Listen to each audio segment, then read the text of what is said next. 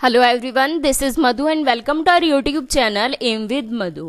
दोस्तों, जैसा कि आपको पता है, हमने इससे पहले वीडियो से अपनी सुपर टेट की प्रैक्टिस सेट की एक सीरीज स्टार्ट की है, जिसमें हम लगभग 3 से 4 हजार क्वेश्चन करने वाले हैं। और मैं समझती हूँ कि जब हम 3-4 हजार क्वेश्चन कर लेंगे तो एक हमारी अच्छी अंडरस्टैंडिंग बन जाएगी। हमें पता चल जाएगा कि क्वेश्चन को हम किस तरीके से करना चाहिए, क्योंकि आज का टाइम ऐसा है, क्वेश्चन आपसे अप्लाइड पूछे जाते हैं। पहले क्या था, आपसे डायरेक्ट थ्योरी, किसी भी थ्योरी का नाम पूछ लेते थे कि मनोविश्लेषणवाद का सिद्धांत किसका है। तो अब ऐसे क्वेश्चन नहीं पूछे जाते। अब क्वेश्चन आपको सिचुएशन बेस मिलेंगे, और सिचुएशन बेस अगर क्वेश्चन आपको करना चाहते हो आप, तो आपको ज्यादा से ज्यादा एमसीक्यूज की प्रैक्टिस करनी होगी। देखना होगा कि किस तरीके से क्वेश्चन आपके पूछे जाते हैं, कैसे क्वेश्चन आपके बनते हैं और कैसे आपको उनको आंसर करना है।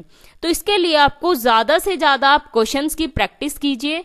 थ्योरी भी आप साथ साथ पढ़ते रहिए। थ्योरी का मैं भी आपको कराऊंगी, बाद में 1-2 मैराथन करा दूंगी। एक मैराथन मैंने जो आपका सीटेट के लिए कराया था, वो भी इसके लिए बहुत हेल्पफुल रहेगा। उसका लिंक मैं आपको डिस्क्रिप्शन में दे दूंगी।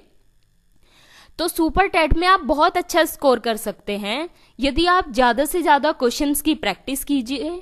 तो अभी बिल्कुल भी हल्के में ना ले, क्योंकि कभी भी आपका नोटिफिकेशन आ सकता है।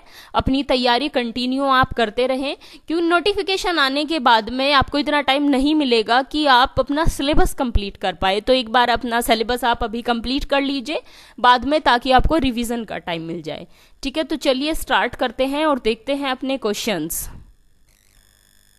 तो हमारा जो फर्स्ट क्वेश्चन है वो है कि बच्चों की सीखने की प्रक्रिया में माता पिता को भूमिका निभानी चाहिए। इसके लिए आपके ऑप्शंस है नकारात्मक, सहानुभूतिपूर्ण, अग्रोन्मुखी या फिर तटस्थ।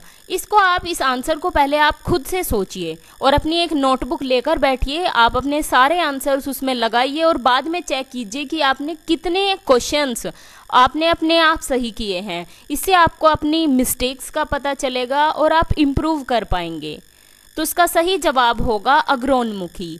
बच्चे की सीखने की प्रक्रिया में माता पिता की जो भूमिका है वो होनी चाहिए अग्रोन्मुखी। नेक्स्ट क्वेश्चन है, मानव विकास किन दोनों के योगदान का परिणाम है?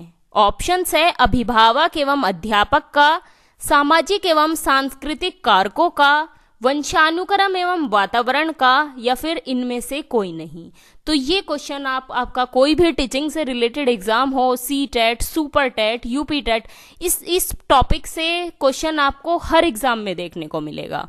तो इसका सही जवाब होगा वंशानुक्रम और वातावरण का। किसका योगदान है? वंशानुकरण और वातावरण का। नेक्स्ट क्वेश्चन है, प्राथमिक विद्यालयों के बालकों के लिए निम्न में से किसे बेहतर मानते हैं? ऑप्शंस है वीडियो अनुरूपण, प्रदर्शन, स्वयं के द्वारा किया गया अनुभव, या फिर ये सभी। प्राथमिक विद्यालय के जो बालक है उनके लिए इसमें से सबसे बेहतर क्या है? इसका सही जवाब है स्वयं के द्वारा किया गया अनुभव, क्योंकि जो हमारा एनसीएफ है वो भी यही कहता है, बच्चों को अगर कुछ सिखाना है तो उन्हें खुद से कराइए। जब बच्चे किसी काम को खुद से अपने हाथ से करेंगे तो उनकी जो लर्निंग होगी, उनका जो सीखना होगा वो ज्यादा होगा। ठीक है, तो ऑप्शन सी इसका सही होगा, स्वयं के द्वारा किया गया अनुभव। नेक्स्ट क्वेश्चन है, व्यक्तिगत शिक्षार्थी एक दूसरे से किसमें भिन्न होते हैं?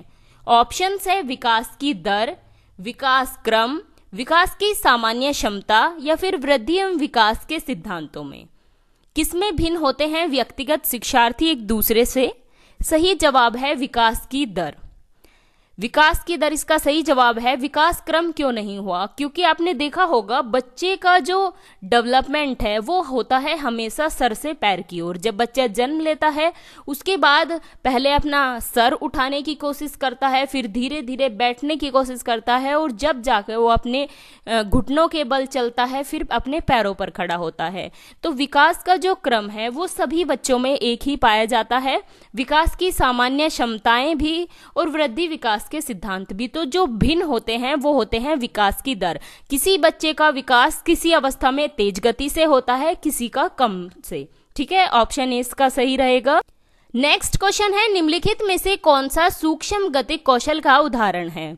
मैंने सूक्ष्म गतिक कौशल और स्थूल गतिक कौशल ये कराए हुए हैं। आप मैराथन की क्लास देख सकते हैं सीडीपी की, उसमें ये सभी मैंने बताए हुए हैं। तो ऑप्शंस है लिखना, फुदकना, चढ़ना या फिर दौड़ना। सूक्ष्म गतिक कौशल का इसमें उदाहरण है लिखना। सूक्ष्म गतिक कौशल क्या होते हैं? ये होते हैं जिसमें हमारी छोटी मसल्स, छोटी मांसपेशियों का यूज होता है, वो होते हैं सूक्ष्म गतिक कौशल। और जिसमें हम अपनी बड़ी मांसपेशियों को यूज करते हैं वो होते हैं स्थूल गतिक कौशल। तो लिखने में हमारी छोटी मांसपेशी यूज होगी, तो यह है सूक्ष्म गतिक कौशल।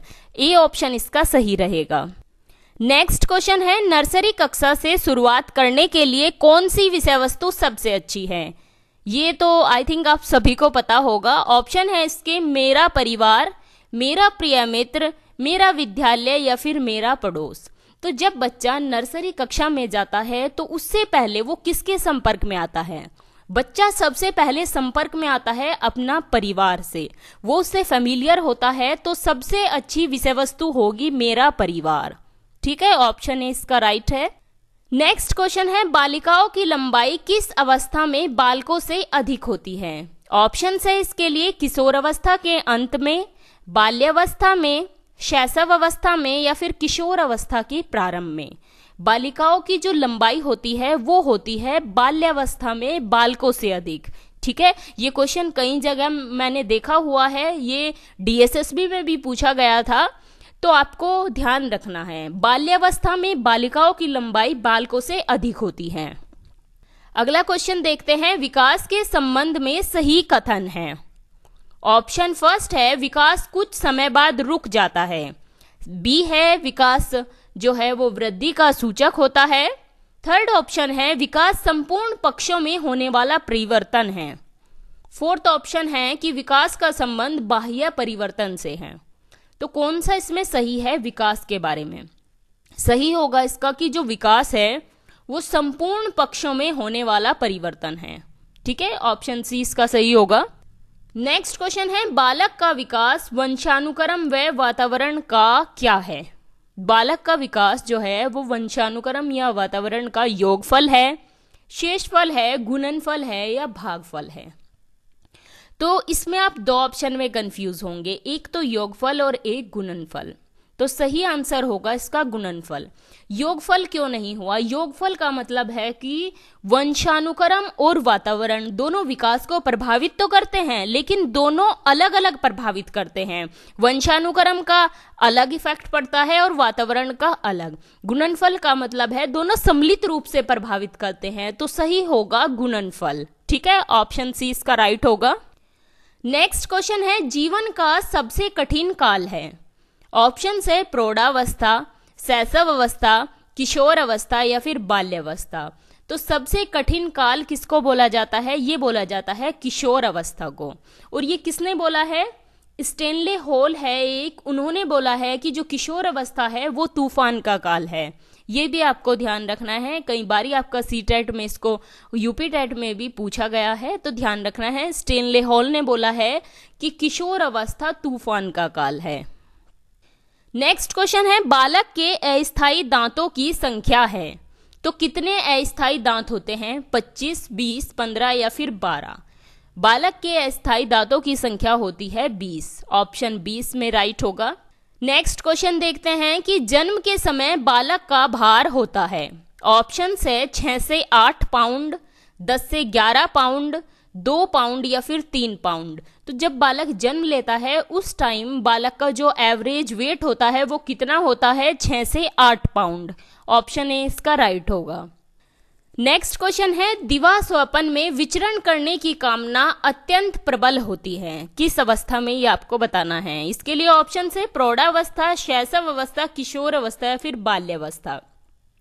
सही जवाब होगा इसका किशोर अवस्था। किशोर अवस्था में द्वैसपन में विचरण करने की कामना जो होती है वो बहुत प्रबल होती है। नेक्स्ट क्वेश्चन देखते हैं, बालक जो है बालक बालिकाएं अपने जीवन में किसी अन्य को आदर्श के रूप में स्वीकार करते हैं, किस अवस्था में? तो कौन सी अवस्था में बालक बालिकाएं अपने जीवन में किसी को आदर्श के रूप में स्वीकार करते हैं? शैशव अवस्था, किशोर अवस्था, बाल्यावस्था या फिर सभी? सही जवाब होगा इसका किशोर अवस्था में। किशोर अवस्था में बालक या बालिकाएं किसी को आदर्श मान लेते हैं, तो ऑप्शन बी इसका सही होगा। नेक्स्ट क्वेश्चन है कि बालक के सामाजिकरण का प्रथम घटक है। बालक के सामाजिकरण का प्रथम घटक है परिवार, विद्यालय, राजनीतिक दल या फिर क्रीड़ा स्थल।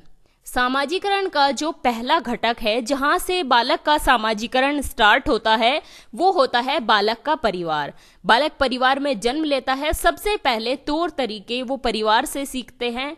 उसके बाद उनका जब दायरा बढ़ता है वो बाहरी लोगों के संपर्क में आते हैं, पास पड़ोस से सामाजिकरण सीखते हैं, फिर स्कूल जाते हैं, स्कूल से सामाजिकरण सीखते हैं। तो जो प्राथमिक इकाई हम कह सकते हैं सामाजिकरण की वो होती है बालक का परिवार। और जो एजेंट होते हैं, प्राथमिक एजेंट कौन होते हैं? भाई बहन यानी कि सिबलिंग्स होते हैं। और द्वितीयक इकाई कौन सी होती है? वो स्कूल होती है। तो सामाजिकरण का जो प्रथम घटक है या हम कहे कि प्राथमिक एजेंसी है वो होता है बालक का परिवार। ठीक है, इसका जो राइट ऑप्शन होगा ऑप्शन ए। तो ये थे 15 क्वेश्चन आपके इस प्रैक्टिस सेट के। कमेंट करके ज़रूर बताना कि कितने क्वेश्चन आपके सही हुए हैं। ये तो हमने जो क्वेश्चन किए हैं बेसिक है, धीरे धीरे हम डिफ़िकल्टी लेवल और बढ़ाते जाएंगे, क्योंकि डिफ़िकल्ट क्वेश्चन से ज़्यादा ज़रूरी है कि पहले आपको बेसिक्स पता हो। और यदि आपको ग्रोथ, डेवलपमेंट और स्थूल गतिक कौशल, सूक्ष्म गतिक कौशल इनका टॉपिक पढ़ना है तो मैंने सीडीपी का एक मैराथन कराया हुआ है, लिंक मैं उसका डिस्क्रिप्शन में दे दूंगी। एक बार आप उसको देख लीजिए, आपके काफ़ी चीज़ क्लियर हो जाएगी।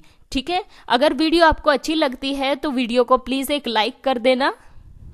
Thanks for watching. अगर आपको वीडियो अच्छी लगी हो तो इसे लाइक करें, अपने व्हाट्सएप स्टडी ग्रुप में शेयर करें और चैनल को सब्सक्राइब करें और साथ ही बेल आइकन को भी प्रेस कर दें, जिससे आपको लेटेस्ट वीडियो के नोटिफिकेशंस मिलते रहें।